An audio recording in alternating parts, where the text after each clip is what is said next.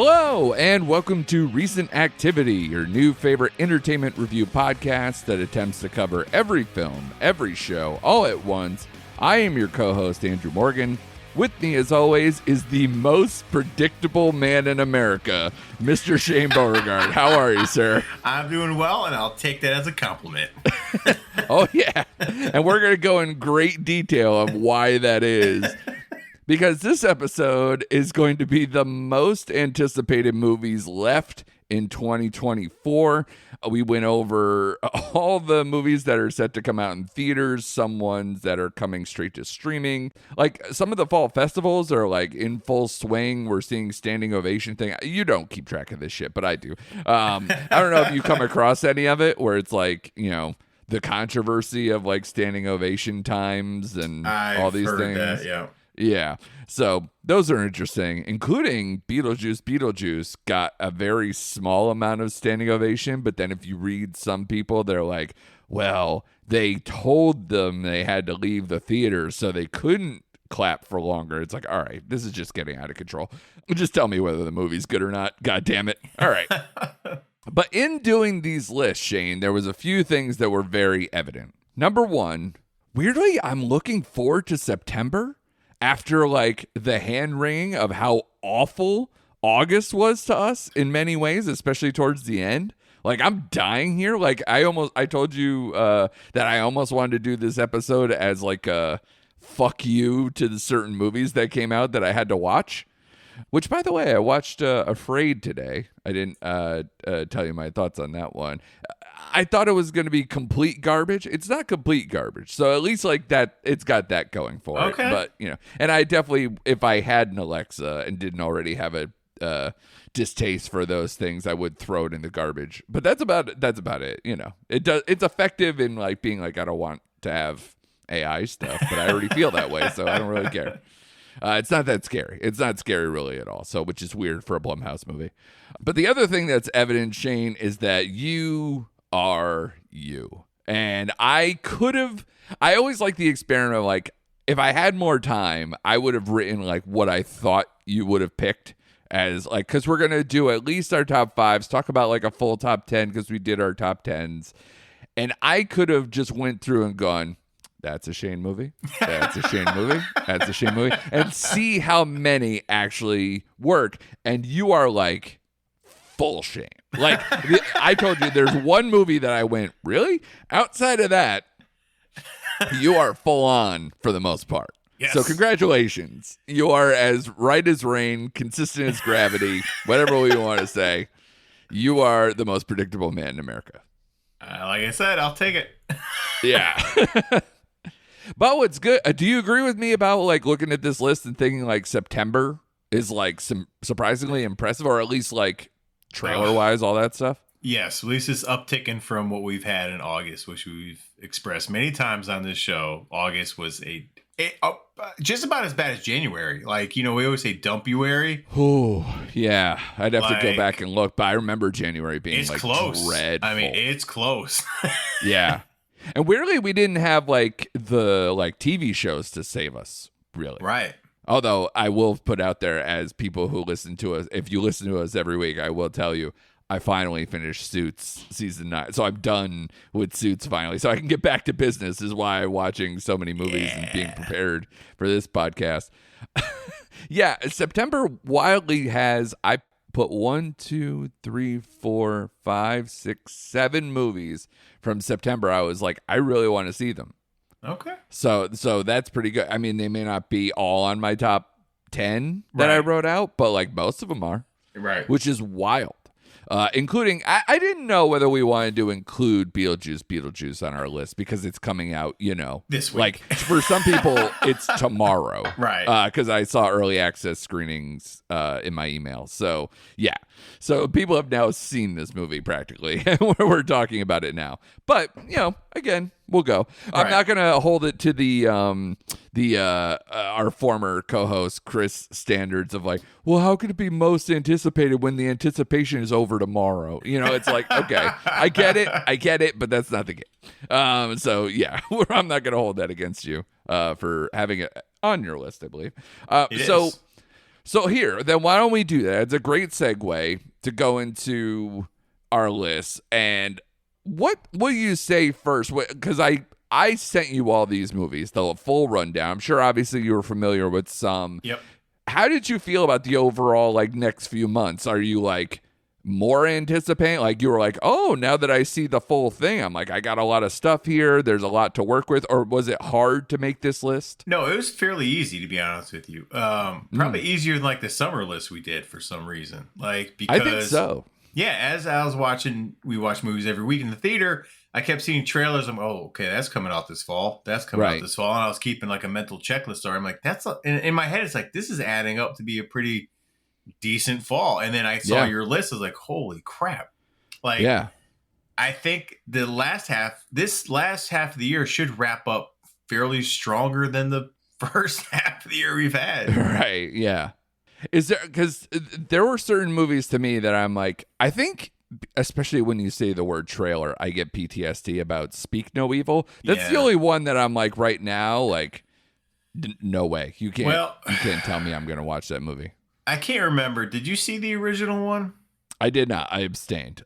Based on you and Chris, who were like, if you're a parent and you see this movie, like, you're going to like crumble into a ball. So I told people around me, if I hear that they changed the ending of the movie, I don't need to know what it is per se, but if they say they changed the third act, I will go see this movie based on the cast alone. I love Scoot McNairy, right?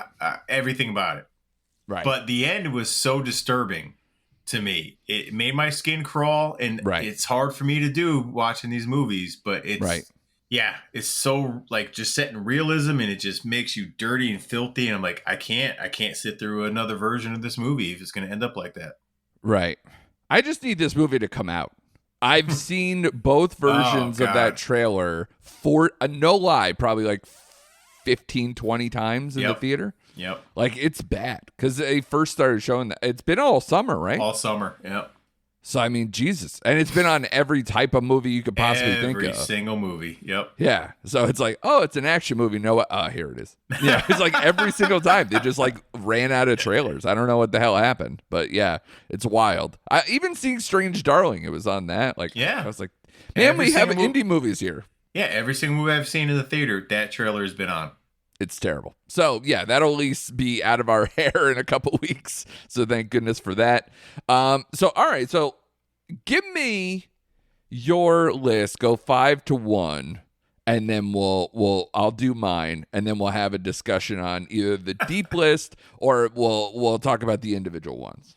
Okay, my number 5, based on just the premise and the trailer, and you, Grant, taking a turn as a total villain, hopefully, is Heretic. Yeah. Mm-hmm. That's my number 5. I'm jazzed about this. I want to see you, Grant. I don't know if he's made a comeback per se, but he's been in a lot of stuff recently. I like the trailer for this one. Right. Yeah. Who's making that? Do you remember? Is that one of the Scott Beck and Brian Woods? I'm not familiar. Oh, I meant like studio. Do you remember if it's like an A24? It's an A24. Is it? Okay. Yeah. Yep. So that's why I have a little bit of faith on that one, especially, and it has a better release date because it's deeper into the year. Yeah. So that's my number 5. Of course, number 4 we talked about. We don't need to talk about it anymore. Is Beetlejuice. Anytime I can see Winona Ryder in the big screen, it's a win. Fair enough. Yeah. Yeah. Number 3, my number 1 prison boyfriend, Venom, Last Dance. Yep. Got to see it. It does look. Again, the predictability. It starts here. Yeah, it starts here, right? It does look better than the Carnage Venom, right? These movies are, to me, or at least entertaining for a Sony-led franchise. Number 2, we talked about this before. You were talking high at one time until you started trashing it before we got on the mics. The Killer's Game with Dave Bautista. I just love Bautista, man. And you pair him up with Sophia Boutelle and the rest of the cast in this movie. This movie's right up my fucking alley. Like this, you couldn't say more Shane than this movie. Yes, and I don't know if you want to finish out your list, but like I will say about the Killer's Game. First of all, tremendous premise. I love this. As far as like an action movie, just get to the fucking point, like simple base premise. It's so good, especially when the villain is basically like medical billing. and like Yeah. health, like the healthcare system of America is like let you down. Like that's really the villain if you take it for what it is. But like it's such a great idea that it's, you know, to put it out there for people if you haven't seen it, is like Dave Bautista's an assassin for hire, like a, you know, that type of job. You know, so he doesn't work for it. What does it put out? Or is he just like a lone gunman? Freelance, freelance hitman. Yeah, and he puts out a hit on himself after he finds out he has like brain cancer or like inoperable brain cancer or something, and he's like, it's the best way to go out. So I'm like, that's pretty awesome. And then like at the 11th hour, he gets a call to say that they switched the scans by accident and that he's actually going to be okay. And that he should get his vision checked, which I thought that was a nice little extra little thing there. It's like, yeah, your brain's not, you know, have a tumor. You just need to get your eyes checked. And so now he has to go through the, you know, people trying to kill him with a giant bounty on his head with something to live for because he's not dying now. So it's like, that's pretty awesome. I like that as a thing. I told you my only issue is that some of the deaths, it was like bad blood effects. Where I was just like, man, I hope they fix that before the movie actually comes out or something. But like, yeah, I was impressed with some of the deaths. I like the cast here, and Bautista's always a coin flip, as you know, especially when he's outside of Guardians or some kind of franchisey stuff. But like when he's like the lead, it's pretty much a coin flip, and I hope this one flips the right way because I'm intrigued. It will. That's my number. But my number one, and I'm on an island by myself, and I am, because I talk about people at work with this movie, like, that movie's going to suck, it's not going to make any money. It's Craven the Hunter. And I make it, call it the power of Aaron Taylor Johnson, right? Or sure. Right. I love that guy in just about everything he's ever been in. And the fact that they call it like Deadpool set the standard for like rated R comic book movies now, like at least in the trailer that I've seen recently, like it's going hard R, like as it should. For the premise of this movie, you throw in a Russell Crowe who has been up and down, but I'm hoping based on what I've seen is maybe more uptick. So, and we get a better looking Rhino than we did. Well, the Badlands was a win. Land of Bad, yes. Yeah, Land of Bad. Sorry. Land of Bad was a win, but it's winning on Netflix. I'll tell you that it is. And we get a Rhino that's not in a mech suit, a giant mech suit. So like I'm all over this movie, man. Maybe the Johnny Cash song on the trailer got me more hyped up about it when the man comes around. Like I don't know, like I'm all in this, man. Great. It's song. A December release.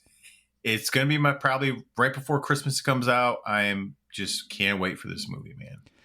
I think it, at least like as far as release dates are concerned, it's a smart move where it is. Because by that point, looking at the rest of the lineup, I mean, Joker will have run its course by then, supposedly.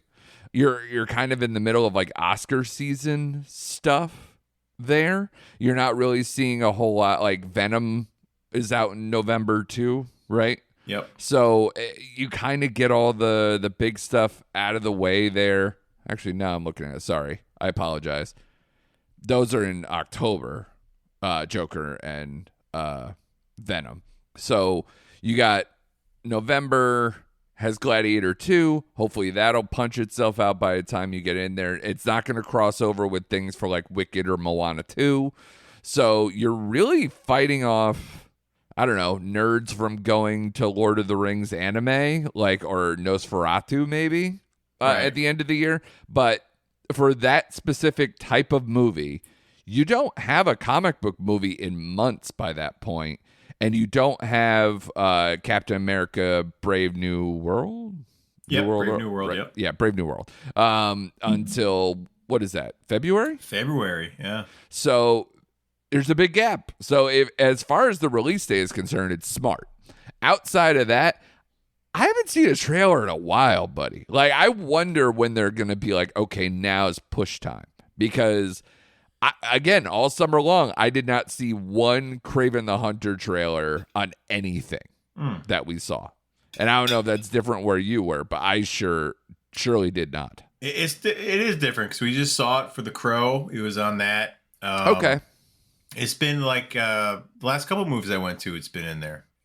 Maybe we're just seeing different movies, or I don't know. But like, yeah, nothing I saw recently had it. So that's wild. Even yeah. Alien Romulus had it in the trailer. Yes, yeah, that's interesting. Yeah, no, I didn't have it for Alien Romulus, so it might be market specific, where they're pushing it more in certain places, or it's a slow rollout trying to Man, get it don't back. you know we like to hunt and kill stuff down here in the city? Yeah, you're in the South, man. They're like, the hunter? What? Let's go, Skeeter. No, I'm just kidding. Now I'm just gonna devolve into like a stereotype. Nah, you're It's the Northeast close. of me. Yeah, you're yeah. pretty close. Hey, you're in College Town South. You're not Yeah, exactly, I am. the typical thing in there. We're too. not too far from it, but go ahead. I'm sure it's split down the middle. I'm sure you get best of both worlds, which is nice where you are. But yeah, I can't say I'm out. I'm gonna see it. It's a comic book movie. Like, I see all of these things, but it's just one of those like, ooh boy, like, show me that you didn't just. It's weird that it's in December because anytime a movie gets pushed back multiple times, it's like the Madam Web thing. It's like we buried it in January, February. You know, and for this to have a December release date is like smart, but like if it's bad, it's like, well, then why did you do that? Why didn't you just put it out in August and put a bullet in its head? But yeah, that's the only thing I don't get. But we'll see. We'll see. Time will tell. We have like 4 months to figure that out, what have you. So awesome. But yes, your list obviously is very Shane, and once we do the long version, it's like we're gonna really get into the nuts and bolts of Shane. My top 5, real quick. My number 5 is Blitz.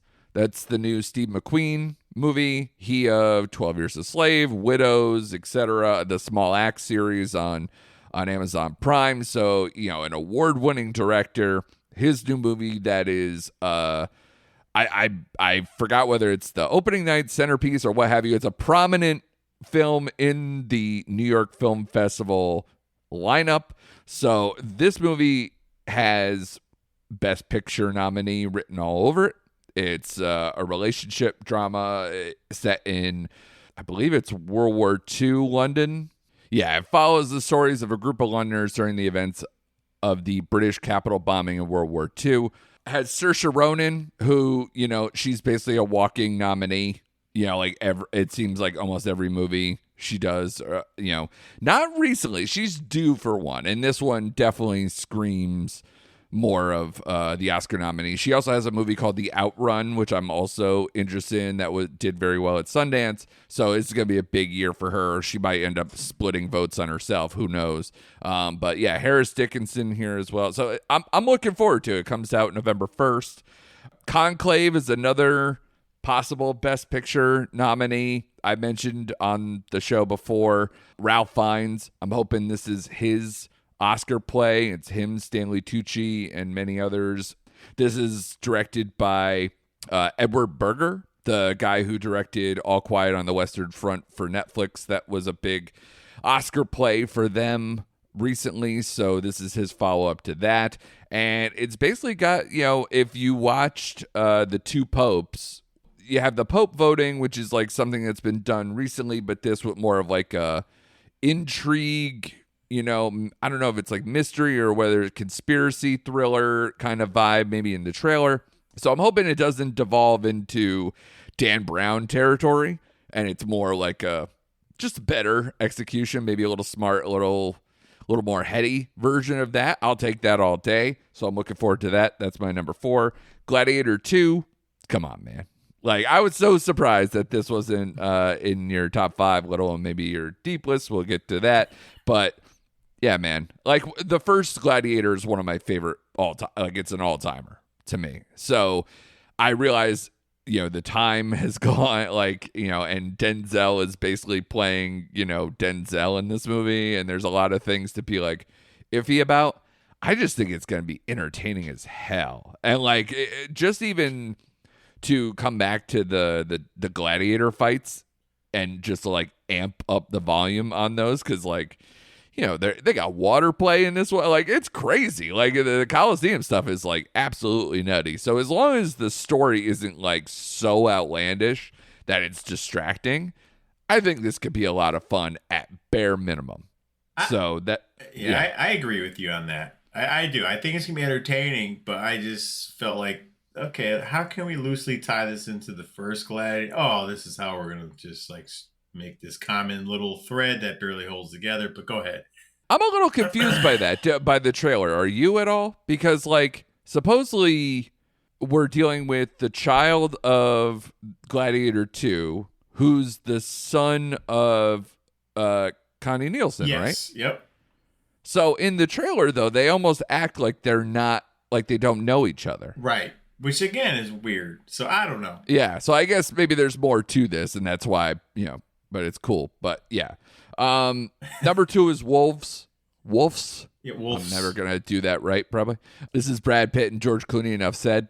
It should be a lot of fun. Kind of has almost that pop and sizzle type feel of like a Out of Sight, and like that dark. It's basically like 2 of the Wolf in Pulp Fiction, so I don't know if there's a tie into it. Nobody really knows. I don't think so, but it's kind of that kind of profession, a cleaner, fixer of sorts. So it's not the Michael Clayton type fixer. It's closer to the Wolf type fixer. So, but they're called upon to do the same job and in this crossover, and so it just seems like it's going to be entertaining as hell, super fun. Only red flag for me, and I don't know if we talked about it, that they pulled the plug on the theatrical.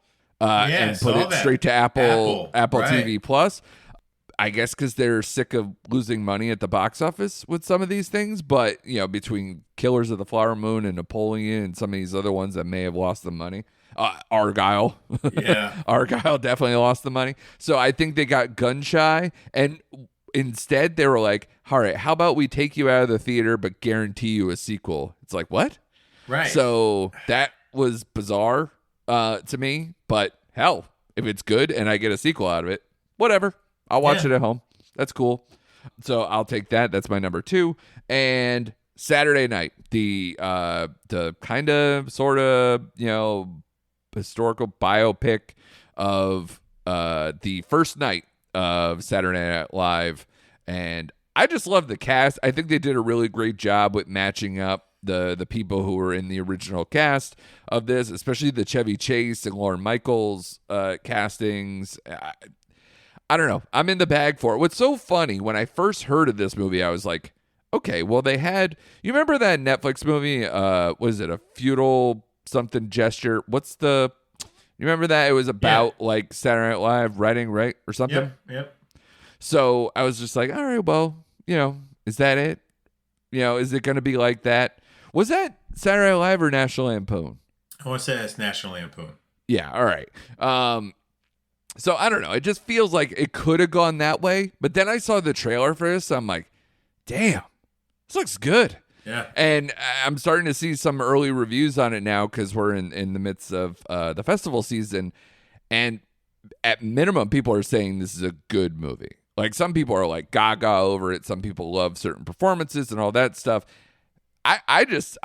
I love like kind of like one night countdown kind of movies, like, trying to complete a mission by a certain time, like a crunch time type of vibe.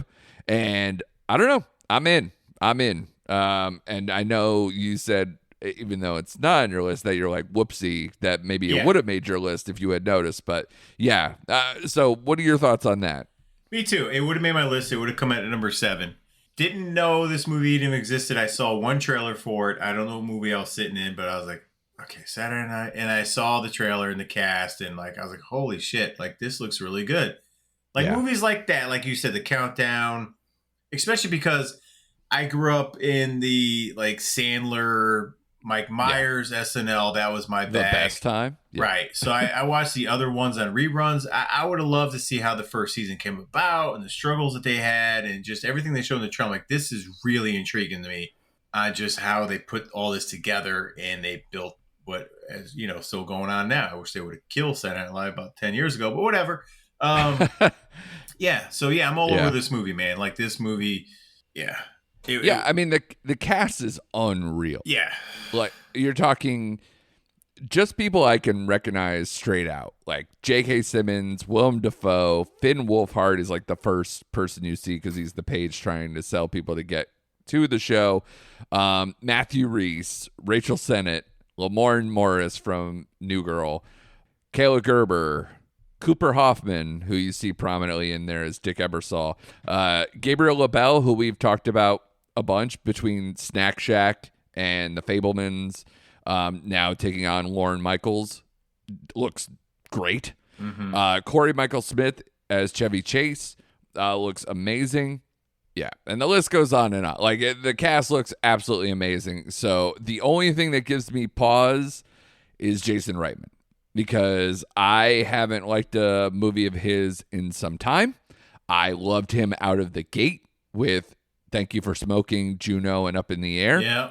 And then I think he's slowly gotten, he either is kind of pulling his punches a little bit, maybe going a little more family, or just not getting, like, young adult and Tully were fine, varying degrees of successful.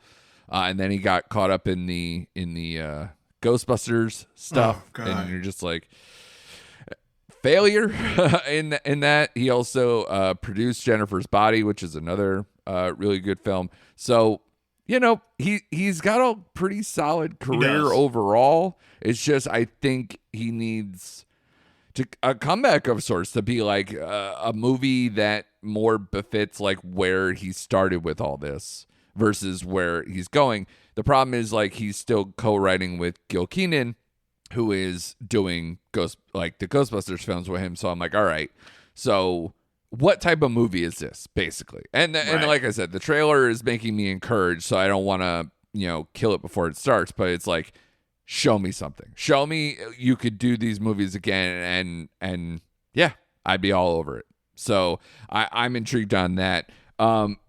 Let's dig a little deeper, Shane. Because now is where the fun starts. Because now is where the Shane really starts, right?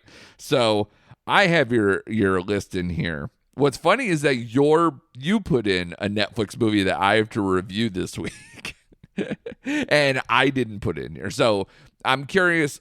So put out your list, and we'll talk about it. Okay, so the remainder of my list would have been Wolves at number 10, which you talked about. The Substance would have been my number 9, and that's a movie I'll say for the record I'm either gonna love or hate, because it reminds me of Neon Demon, which is an A24 film, right? And that movie can go south quick. So, but I like the cast, I like the premise, I like the wackiness, and it's just what the hell kind of movies it's gonna be. I'm in on The Substance. Yeah, body horror can go either way. Yeah, it can go either way, and that's really the tough part. But I'm rooting for Demi Moore. Yes. We Live in Time. This is probably the movie that threw you off the most. It did. I do have a softer side of you. I want to see it. I do want to put it out there. I do want to see it. I do have a softer side. I can't surprise Andrew once in a blue moon. Yeah, I can't. Yeah. But it basically, honestly, you throw Andrew Garfield, who is one of my favorite. I just love him, and Florence Pugh together in a movie. It could be sappy. It's going to be sappy, right? And whatever this love thing is, I don't care. Like, them two together, just put me in a good mood. And sure, I need to break up my list somehow with all the for like the next two to come. Yeah, so I'm in on We Live in Time. Man, I haven't seen Andrew Garfield in a while, right? He's outside of his little cameo in the Spider-Man movie. I haven't seen him in a while. So am I wrong in that? Like that? Yeah, I was trying to think, like, did he do something after Tick Tick Boom? I don't think so. Because even that was what now? 3 years ago? 2 years ago? Yeah. So 2 or 3 years ago? Yeah.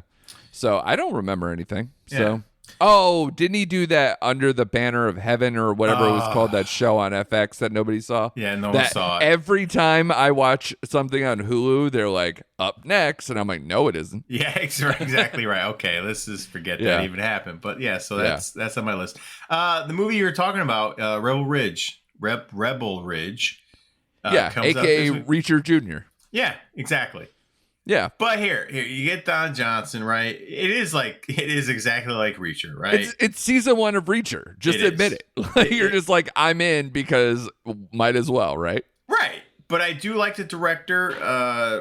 Let me look him up real quick because I just had him. Jeremy Solnier. Yeah. Yeah. Right? Because I love Green Room. You know, yes, I love Blue Ruin. Yep. Green Room. I even enjoyed Hold the Dark. So Yeah. based on the Green Room alone, right? Because I do love that movie. Based on the Green Room and the fact this is like Reacher with Don Johnson in it, bunch of corrupt cops. I'm in, man. I'm in. It's gonna be a good time. It's gonna be a good time, fun. I hope, anyway.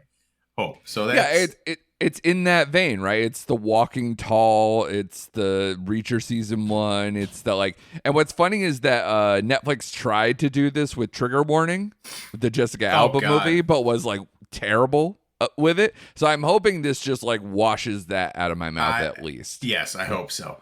And I have to, if anything, I have to have a Frank Grillo movie in my top. I know. 10. Again, this was the predictability. I have to. Yeah. And Lou Diamond Phillips, thank you very much. And werewolves. Yes, apropos of nothing. Right. Now, so I didn't see. Is there a trailer for it or no? I have not seen a trailer, nor do I need to see a trailer for this movie. No, you don't. Yeah, no. Yeah. And if you want to look it up, people, honestly, it's like 3 sentences on IMDb. 2 scientists try to stop a mutation that turns people into werewolves. That's it. I mean, how basic can you get? That's perfect. So this is a good Friday night for me, man. That is my list. That's what I have. I need to know whether this is because it has a release date, but I don't know if this means they're trying to go theatrical. The irony, though, is that I think right around that same release date is Night Bitch, which is Amy Adams, where like, you know, she's an stay-at-home mom losing her identity, used to be like, you know, more prominent, you know, person in her field, and then now is kind of just more a stay-at-home mom and trying to do that, and then somehow starts turning into a wolf or a dog, sort of. And so we're gonna have that at the same time as Frank Grillo doing the schlocky version of Watch your tone, buddy. Hey, I say that with love. I do not. You know me. I'm like, I'm sitting here going like, I was mad at myself that I couldn't go see Dolomite the other night. Like I watch, I dig in the crates, you know what I'm saying? Right. Like I watch the Down and Dirty. I know, they're going to have like trauma stuff. I was raised on that. Just, so I balk at nothing, and I like Frank Grillo too. So I'm in there. I will add this, people like, when I was younger, they gravitate towards like vampire movies, right? We had so many of those. I always gravitated towards the werewolf movies, over the vampire stuff. So you give me a bunch of that's probably true. Yeah, so you give me Dog Soldiers and just whatever wolf movie you want to put on the screen, I'm in. Dude. Del Toro turning into Wolfman. Yeah, Wolfman. Yeah, I'm in. The Howling. Yeah, I'm in. So which I saw on the big screen recently, within the last year or two. Yeah, even Wolf Cop. Or whatever the hell that was. I love that movie. Sure. Yeah. So that's my list. I'm with you. Predictable Shane list right there, bud. There you go. All right, so I'll do the rest of my list because I just love teasing you with all that. I love all your sexy boyfriends. They're all your prison boyfriends. They're all in there. So that's wonderful to see. My list is at 10 is Joker Follow You Do. I'm as surprised as you are that this is in my top 10. Because I didn't know until we talked off mics that like you weren't that into the first one either. And I thought it was just, it's one of those movies that you're like, this is fine. And then it becomes a phenomenon. And then you end up going, you know, you just, all your venom comes out where you're like, yeah, it's the king of comedy just done with a comic book character. Like, stop. Who cares? You know, like the comic booky stuff wasn't even that well done. Like it was fine. You know, it's cool. But like, this one at least like looks like maybe we're gonna get a little.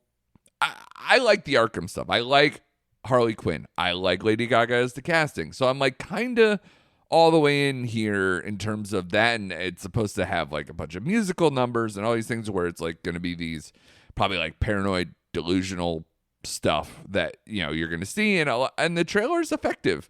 So to me, I think as far as like I'm not like overjoyed, but like that's why it's at number 10 versus like, you know, somewhere much higher, where some people, this is like the movie they want to see. Yeah. Do you think it's going to make the same kind of bucks that the first one did?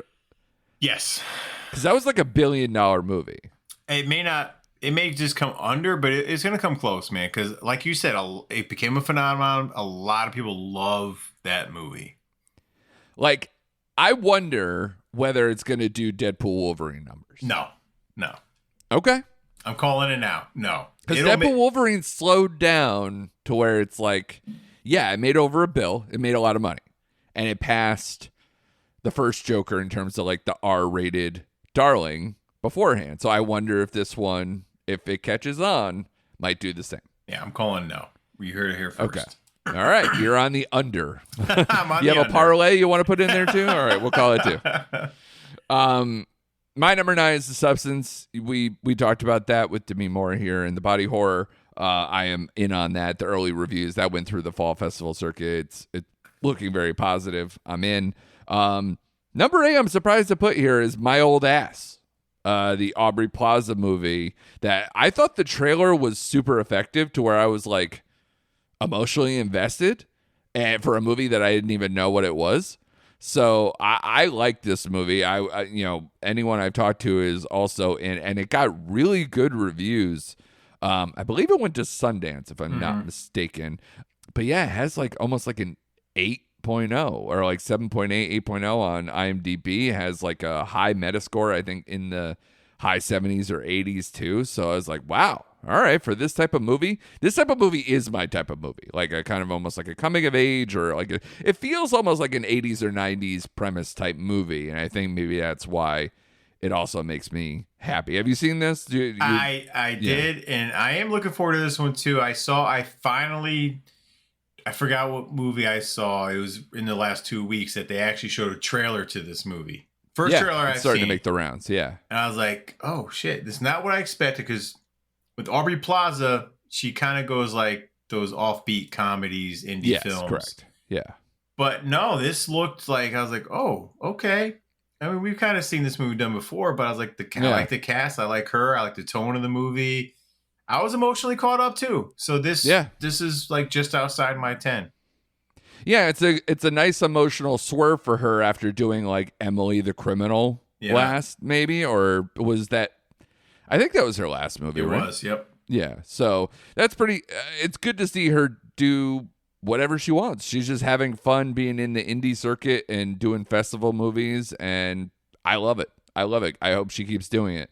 Number 7, speaking of festival movies, is A Real Pain, which is Jesse Eisenberg, his latest movie, which I hated his first movie that went to Sundance a couple years ago. It was during the pandemic time. I was all excited because you could watch it at home, and I was like, all right, Jesse Eisenberg's directorial debut. I think it had Julianne Moore and one of the Stranger Things kids, and I was like, all right, let's do this. I wanted to throw things. I hated that movie so much.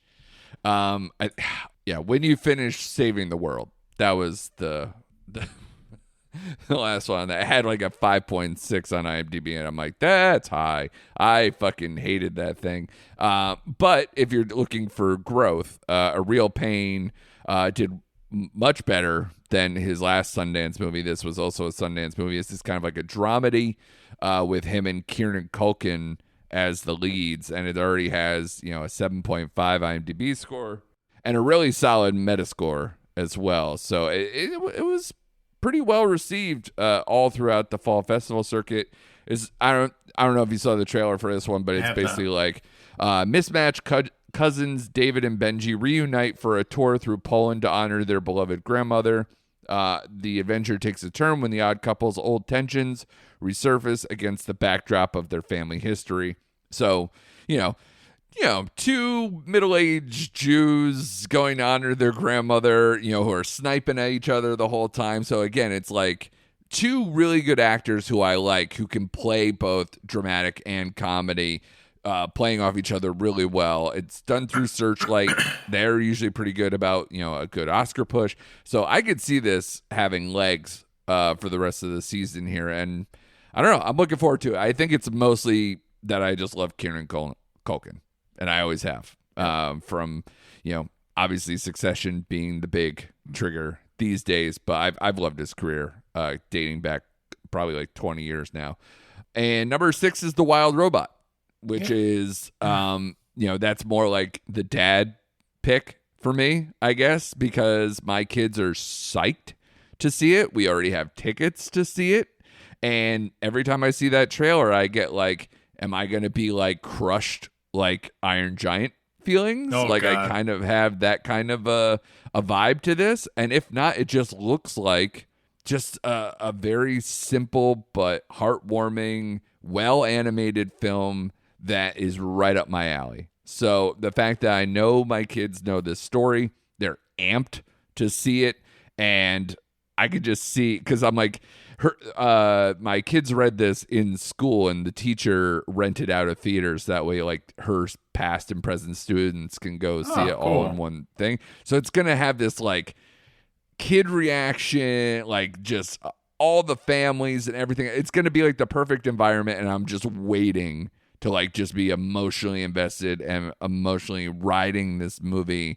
And the best animated feature of the year thing is wide open. I know Inside Out 2 made all the money, but honestly, I think that movie is, it's good, but it's not great like the first one was. So, like, or at least it's different enough, but I don't see it. I don't know if it's the slam dunk best animated feature of the year type of thing. And this one, if anyone's going to take it, I feel like it's this one. Okay. Yeah, because I don't think it's going to be any of the Netflix ones like Spellbound or anything. Yeah, it does look good. It does look good. I've seen a couple trailers for it, so I probably will see this as well. But I guess I wasn't thinking about the dad pick in this top 10. You're just caught up in all your prison boyfriends. Yeah, pretty much. But no, this does look good. I just hope, like you said, you made a good point. The Iron Giant. I don't want to get my soul crushed watching this movie. Yeah. I don't know if it goes that hard, but I am curious, how far it goes with it. But it seems, it's great. Yeah. It seems pretty awesome. But to me, I'll list out some honorable mentions. Like I did have on my long list some stuff you already mentioned: Beetlejuice, The Killer's Game. But I did want to mention some other ones. Smile 2. I've seen this trailer a million times. It's mostly just carrying over because I liked the first one quite a bit. And I want to see whether this has franchise legs or whether this was just like cool cash grab. We'll never see it again. So I can easily go both ways, especially because it's that type of premise. So, that we're just jumping right into, it's not a lot about the old characters. It's kind of just about, this type of thing that follows around. The first one had a lot of things with like the trauma, the mother stuff, all these things. So I'm curious where it all leans in with the main character here. You don't really get to see too much of that in the trailer, but I'm in the bag. I'm here for it. I watch all the big horror ones anyway, and this one I like the first one, so I'm in. I think you liked it too, right? Yeah, I did. Yeah. So I'm in on The Shadow Strays, I was surprised you did not do that from the makers of The Night Comes for Us.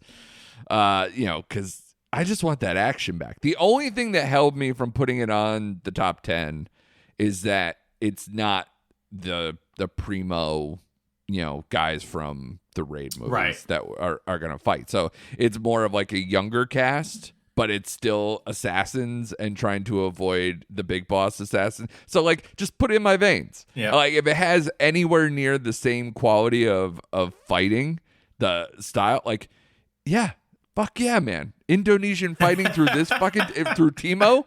Come on. What is wrong with you? Like, I thought that was going to land on your list instead of your romantic entanglements. Like I said, I had to shake it up a little bit. Yeah, you contain multitudes. Yeah. So we're unraveling that. So we have those, and then just some Netflix ones I have, like Amelia Perez, His Three Daughters, which is coming out soon with a great cast. So I'm interested in that. Bird, Barry Keoghan's new movie.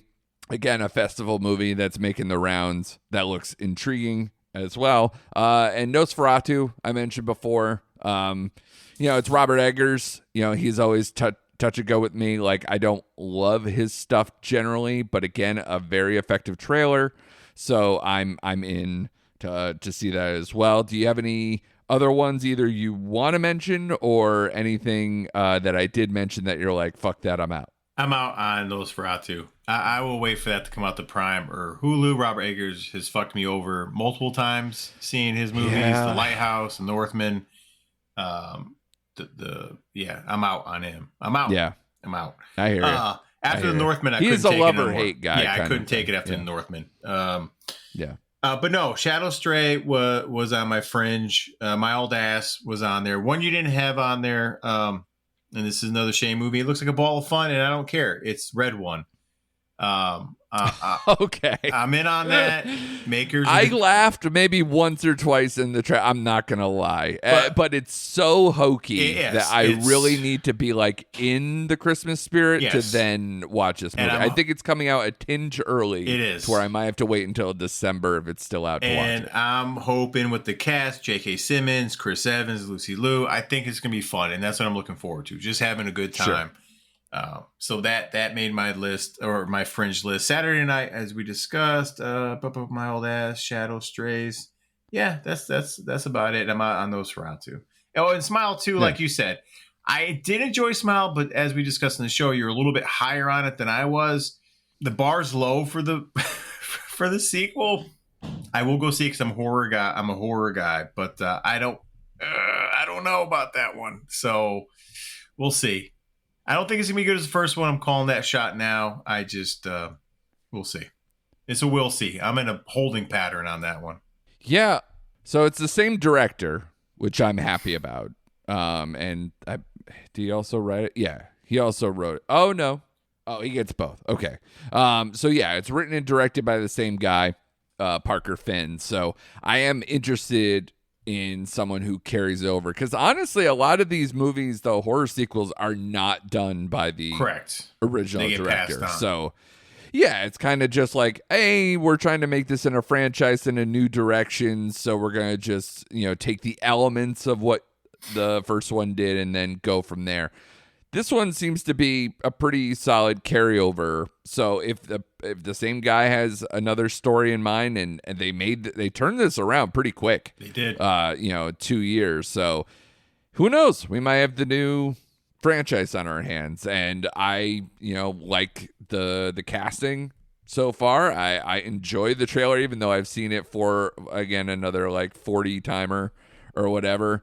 But yeah, Naomi Scott, who plays Sky Riley, the lead, I didn't recognize her off the jump, but I guess she was in the Aladdin remake. Did not know that. So I didn't know she was also I think the Pink Power Ranger in the Power Rangers. But like, there's a bunch of things where I'm just like, okay, she's just been kind of like in there in the ether, but like not in anything that I would have seen. But she's striking. She has a very good look, and I like her in this. So I'm hoping for the best with it. But yeah, there's a bunch of other like stuff. Like, there's some other festival-y stuff.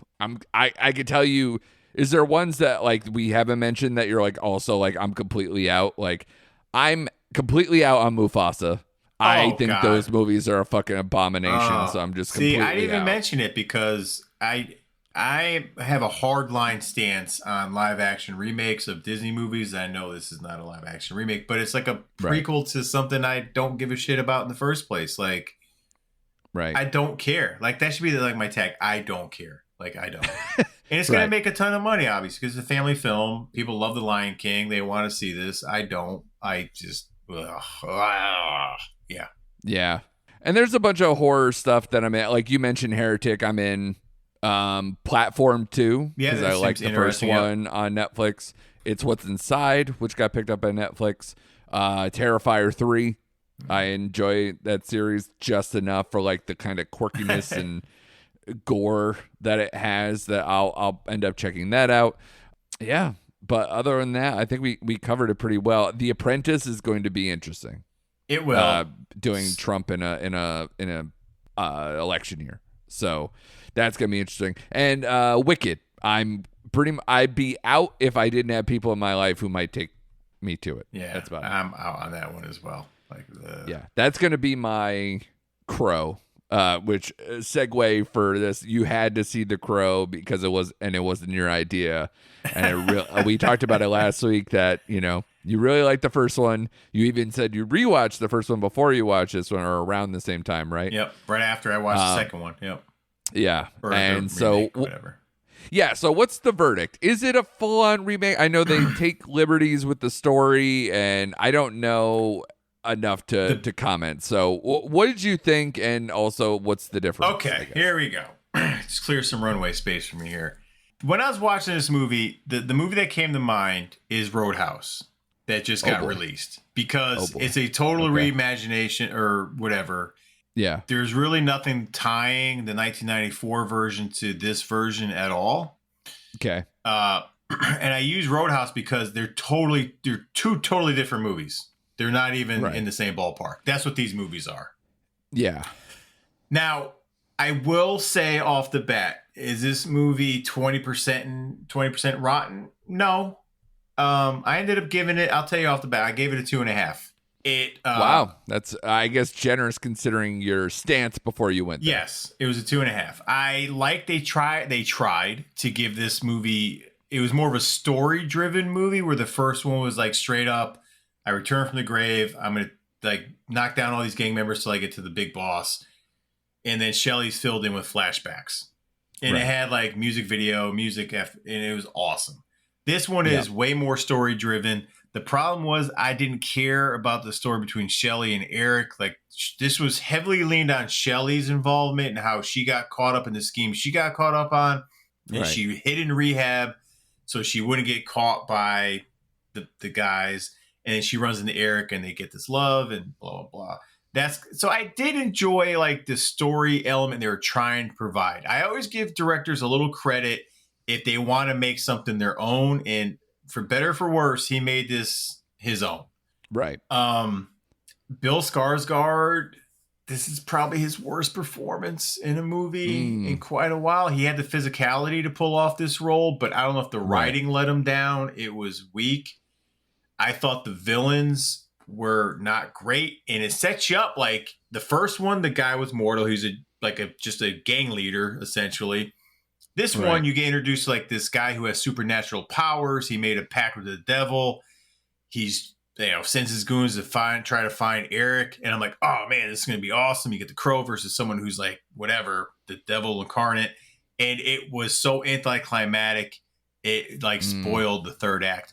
It did have one awesome scene, and I'm like, I want to punch this director in the face. I'm like, if you made the movie like you made this scene, the movie would have been off the charts. Awesome. Right. Like, towards the end, he goes to this opera house where everyone's in there, and he's trying to track down the main henchman. And I mean, he must kill like 40 guys. It was awesome. The sword play, the gun play, the way they had like the black, blood spatters instead of like the red. It was awesome.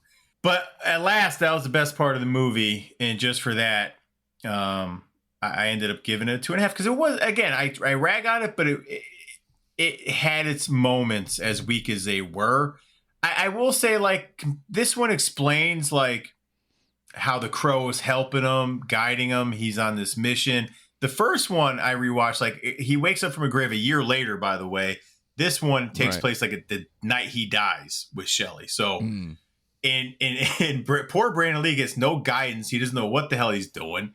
Like, everything's in like narrative, like the Crow guides you, like, so he doesn't have any help. So like, it does fill in those gaps, that mythos of like why this is happening and what he's meant to do, as opposed to like Brandon Lee. But watching the Brandon Lee performance to the Bill Skarsgård performance, it's not even close. Like, Brandon Lee had humor, he had the physicality. I mean, he was believable, he was charming, likable. None of that Skarsgård brought to the table. Because say what you want about the Roadhouse remake, like, our generation goes to the old one. Some people could they like the new one, and I understand it. And at least you can say, well, Jake Gyllenhaal was good. This one, Skarsgård is like going through the motions, man. Like, just going through the motions. And he's, like I said, he's jacked up, he's built, he could pull this off. They just didn't give him anything to work with. So Yeah. All in all, though, it was not. I was expecting a total dumpster fire. It was just a partial dumpster fire. You know, you catch stuff fire, you just like stomp it out to put it out. Right. It was okay. I ended up giving it a 2.5. I think my girlfriend gave it a 2.5 as well. And I had to like stick up for Bill Skarsgård afterward because she was like, "Yeah, he wasn't good." I'm like, "Yeah, but typically he is. Like he can bring it." I'm gonna blame the writing. Yeah. I mean, with John Wick 4 and Boy Kills World, I mean, you couldn't come in any hotter, especially to you. And Pennywise. And that's tough. Oh, right. Sure. Yeah. Even long before that. Yeah. Sure. Yeah. Yeah. Yeah. So I can't remember the last time I didn't like him in something. Exactly right. So he's got he's got it, but he just didn't have it in this movie. So, but I applaud the effort for them wanting to do something different. Well, Shane, if you want the full dumpster fire experience, may I suggest the latest Netflix film that I would have put a review out for, but I honestly was so pent up with rage that I told my editor, I can't do this. I just can't. And it made me go down the rabbit hole of like, should I do an article about like the worst Netflix movies I've ever seen? And then like have this as like a centerpiece kind of a thing instead of just giving them credit for like a full review where I have to do like, research and like try to find a balance. No, there's no balance. This movie sucks. The Deliverance from Lee Daniels. Wow. Just complete trash. Kind of a play on, like, they call it something different besides an exorcism, but it's obviously something very much akin to that. But this family is horrible, and they're horrible even before they move into this house that's supposedly like creating almost like a demonic possession type thing. And boy, oh my, like, between there's stuff with alcoholism and child abuse and bullying, and there's like shit throwing at one point, and like it's awful.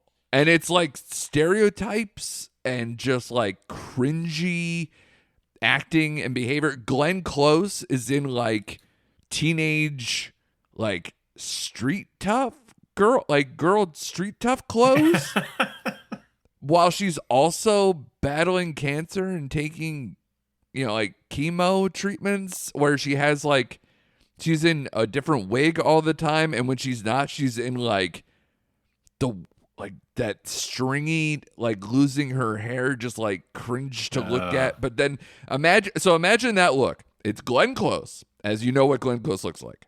But then have her without a wig, being like practically bald, having just strings for hair in like the throes of chemo, but also having like the jewelry with your name on it, like you're a 13-year-old girl with like off the shoulder, like crop top kind of clothes with like cut up jeans, and or if not like jorts that go all the way up. Oh God. Like they're booty shorts on like what, like a 70-year-old woman at this point. And she's the grandmother of an all black family besides her. So I guess, Andra Day is supposed to be her daughter. They kind of sort of explain like how that all came to be and everything, which obviously it's not confusing, but you get what I mean. And it's just awful. It's awful. Just like I can't express how bad it is. And I felt bad for certain people who I like in it. But God damn it. It's painful. And it's like triggering too. Like if like whether you just want to like scream at the stereotypical characters or whether you want to like actually get upset at like the abusive stuff or whatever, like it's just baffling how this movie got made. I don't know.